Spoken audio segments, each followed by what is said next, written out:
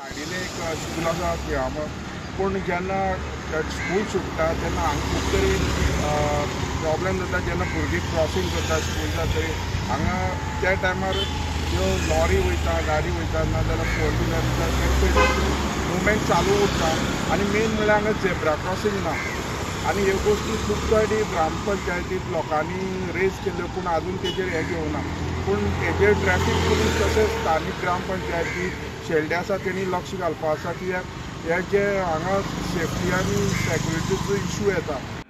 म्हजें नांव Ronnie Oliveira, हांव तिळामळचो रेजिडेंट। एक रिक्वेस्ट आहा, हिंगा स्कूल आहा already mother of poor high school आनी सकाळची तें स्कूल स्टार्ट जाता त्या टायमार हिंगा जायतो हेवी ट्रॅफिक जाता।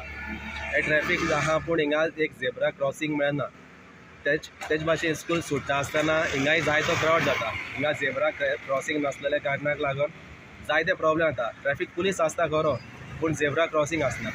आनी एक इश्यू म्हळ्यार हिंगा हेवी व्हेकल्स जायत्यो पासार जातात ज्यो स्कूल टायमार हो स्कूल स्टार्ट जावचे पयलीं स्कूल काबार जावचे पयलीं त्यो खंय तरी आडोवन दवरपा आसताय पूण त्यो हिंगसान चालू उरताय। हिंगसान चालू उरून मुखार भाणसाय थिंगा हो काकुमोड्डेर थिंगा बंद दवरताय।